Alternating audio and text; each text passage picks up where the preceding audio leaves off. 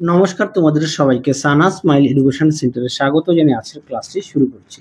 আজকে তোমাদের সঙ্গে আলোচনা করব তোমরা যারা ষষ্ঠ শ্রেণীর তৃতীয় পর্যায়ক্রমিক মূল্যায়ন পরীক্ষা দেবে তোমাদের জন্য রায় ও মার্টিন প্রশ্ন বিচিত্রা থেকে আজকে সমাধান করব ষষ্ঠ শ্রেণীর ইতিহাস বিষয়ে মডেল নাম্বার 8 অর্থাৎ 8 নম্বর স্কুলে যে সমস্ত ছোট ও বড় প্রশ্নগুলি আছে তার সমস্ত প্রশ্নের উত্তরের সমাধান করে দেখাবো। চলো দেরি না করে মূল বিষয়ে যাওয়া যাক। প্রথমে দেওয়া আছে সঠিক উত্তরটি নির্বাচন করা। দেখো একের কি আছে, মৌর্য আমলে অর্থনীতি মূলত নির্ভর করতো। উত্তরটা লিখবে কৃষির, অপশন বি। দুই দাগের প্রশ্নের উত্তরটা অপশন বি, তিনের উত্তরটা অপশন বি, চারের উত্তরটা অপশন বি, পাঁচের উত্তরটা অপশন সি, ছয়ের উত্তরটা অপশন বি হামুরাবি, সাতের উত্তরটি অপশন সি মুদ্রা, আটের উত্তরটি অপশন এ, নয়ের উত্তরটি অপশন সি, দশের উত্তরটি অপশন এ, 11 উত্তরটি অপশন বি, 12 উত্তরটি অপশন সি নাটক, 13 উত্তরটি হবে অপশন সি গান্ধার, 14 উত্তরটি হবে অপশন এ। পরবর্তী দেখো কয় স্তম্ভের সঙ্গে ক্ষয় স্তম্ভ মেলাও।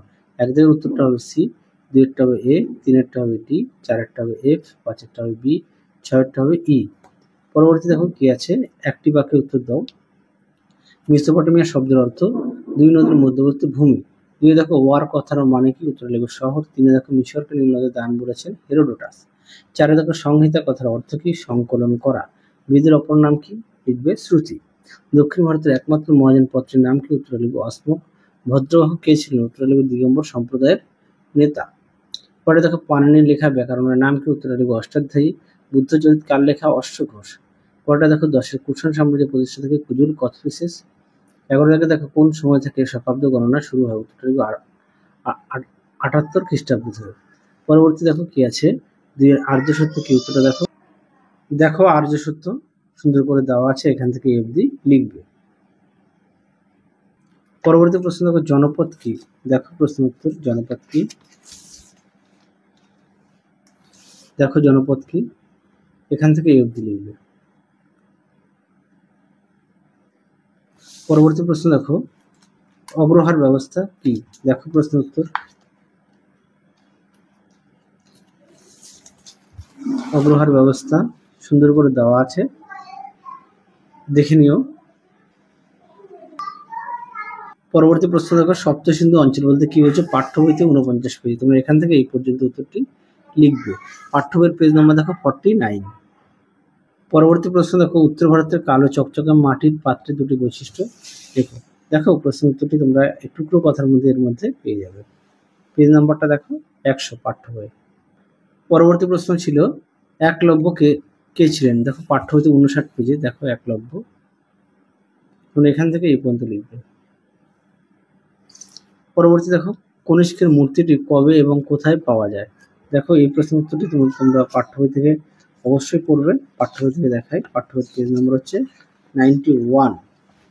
দেখো কনিষ্কের মূর্তি সুন্দর করে দেওয়া আছে, পাঠ্য বইয়ের পেজ নম্বরটা দেখো 91। পরবর্তী দেখো 5 দাগের প্রশ্ন কি আছে, আচার্য ও উপাধ্যায় কাদের বলে। দেখো দেখো এই প্রশ্ন উত্তরটি তোমাদের লিখে দিয়েছি, কি আছে দেখো।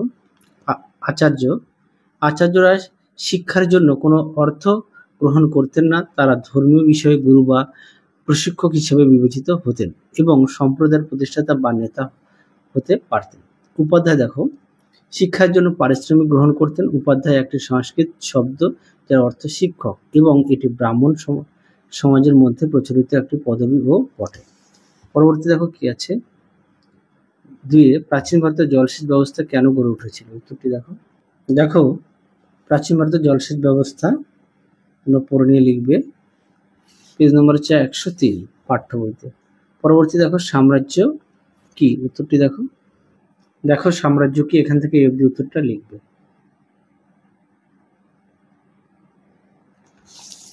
পরবর্তী প্রশ্ন দেখো চন্দ্রকেতুগড় বিখ্যাত কেন, দেখো প্রশ্ন উত্তর। এই প্রশ্ন উত্তরটি তোমাদের পাঠ্য বই থেকে পড়বে। পাঠ্য বইয়ের পেজ নম্বর হচ্ছে 129। পাঠ্য বই থেকে পড়বে। দেখো চন্দ্রকেতুগড় পেজ নম্বর হচ্ছে 129। পরবর্তী দেখো কি আছে, টিকা লেখো রামায়ণ। দেখো এটা তোমাদের পাঠ্য বইতে পেয়ে যাবে 114 পেজে। পাঠ্য বইতে পেয়ে যাবে 114 পেজে। দেখো রামায়ণ ও মহাভারত সম্পর্কে দেওয়া আছে, পেজ নম্বর হচ্ছে 114। আর সহায়িকা বইতে পাবে 159 পেজে 17 দাগে রায় ও মার্টিন সহায়িকা। 6 দেখো মিনান্দার সম্পর্কে টিকা লেখো। দেখো প্রশ্ন উত্তর। দেখো মিনান্দার পাঠ্য বই পেজ নম্বর হচ্ছে 139। পরবর্তী দেখো সম্রাট অশোক কেন যুদ্ধ বন্ধ করেছিলেন? দেখো এই প্রশ্ন উত্তরটি।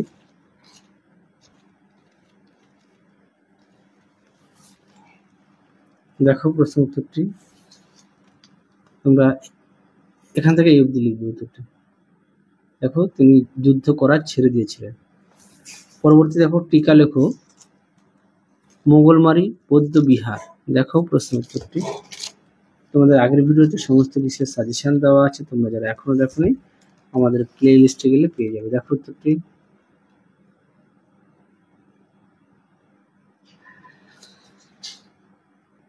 পরবর্তী প্রশ্ন দেখো 6 দাগের প্রশ্ন মান হচ্ছে 5।